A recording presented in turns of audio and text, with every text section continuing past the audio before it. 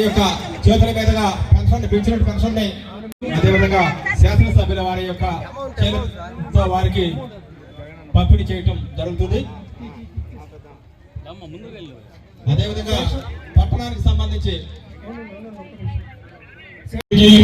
అదేవిధంగా ఇక్కడికి విచ్చేసిన వైఎస్ఆర్ కాంగ్రెస్ పార్టీ నాయకులందరికీ, ముఖ్యంగా ఈరోజు ఈ కార్యక్రమానికి విచ్చేసిన ఈ పెన్షన్స్ అందుకుంటున్న మా అవ్వ తాతగారికి, మా అక్క చెల్లెలకి, అదేవిధంగా పెద్దగారికి, మీడియా సోదరులకి, కాబోయే నియోజకవర్గ ప్రజలకి అందరికీ కూడా నా ప్రత్యేక ధన్యవాదాలు.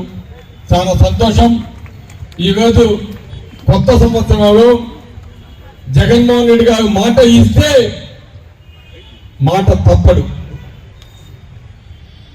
మనం చూసాం, ఏదైతే పాదయాత్రలో పేద ప్రజల యొక్క కష్ట సుఖాలు చూశాడో, సుదీర్ఘ పాదయాత్రలో పేదలు పడుతున్న కష్టాలు చూశాడో, వాళ్ళందరికీ మనం అండగా ఉండాలని చెప్పి జగన్మోహన్ రెడ్డి గారు 2019లో ఒక మేనిఫెస్టో చేయడం జరిగింది.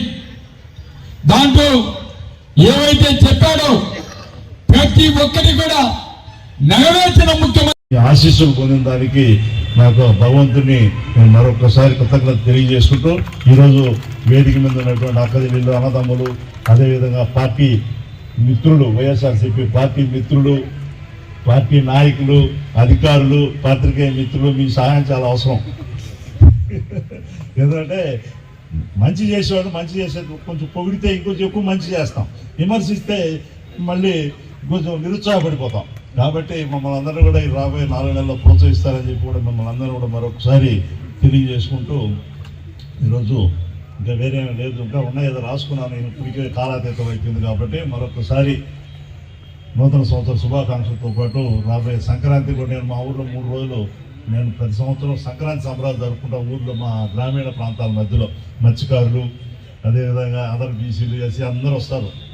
వాళ్ళందరి మధ్య ఏదైనా ఆట పోటీలు కూడా జరుపుతూ ఉన్నాం.